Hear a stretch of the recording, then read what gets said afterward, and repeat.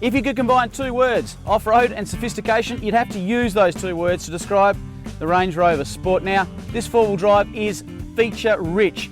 I'd be here for a month of Sundays trying to go through everything, but what I would like to do, just run you through a few of my personal favourites. Let's have a look under the bonnet and kick things off, shall we?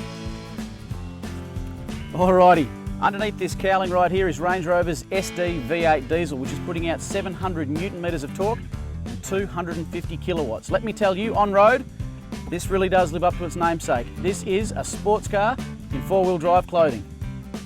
Okay, down the opposite end of the Range Rover, we've got, of course, the boot space.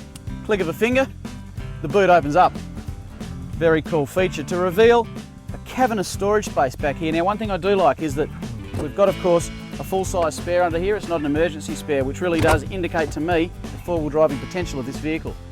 As you can imagine, the driving position within the Range Rover Sport is exceptionally comfortable, and that is aided, of course, by an almost infinite number of driving position changes that you can make. There's, of course, support on this side for your other arm, which does make the world of difference. This is not to be overlooked. Seat can be moved back and forward, up and down.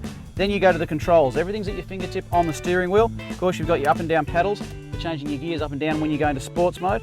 Back here, the lines are all clean, not cluttered, and extremely easy to use. From climate control, individual climate control, I should add, to the keyless push button start. And of course, the steering wheel has got everything you would need at your fingertips and is extremely easy to use.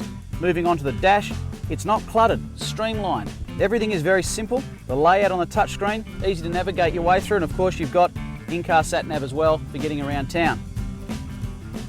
Falling easy to hand in the centre console here is the gear selection lever, which of course you can leave in automatic mode, which I have it in right now, or you can hit it to the left, and that suddenly changes you to sports mode. Using the paddles on the steering wheel, you can up gears or down gears to your heart's content. As I said, 250 kilowatts, you will want to play with that.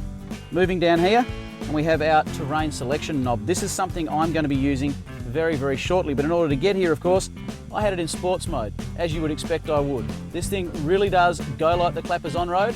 Something tells me it's going to be equally as impressive off-road. The fit and finish on the Sport, as you would expect, is absolutely exceptional. The leather trim goes, of course, from the front of the vehicle right the way through to the back.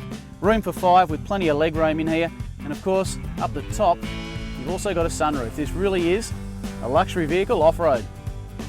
Having spent a very enjoyable period of time behind the wheel of the Range Rover Sport, I can honestly say I think you've got the best of three worlds with this vehicle. First and foremost, on-road performance is out of sight. You will have an absolute blast in this truck.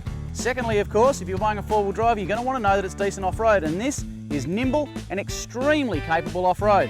And thirdly, from a comfort perspective, you're just simply not going to buy better. Tell you what, this could be the ultimate all-round four-wheel drive if you're in the market for a vehicle of this calibre. Check it out. I don't think you'll be disappointed.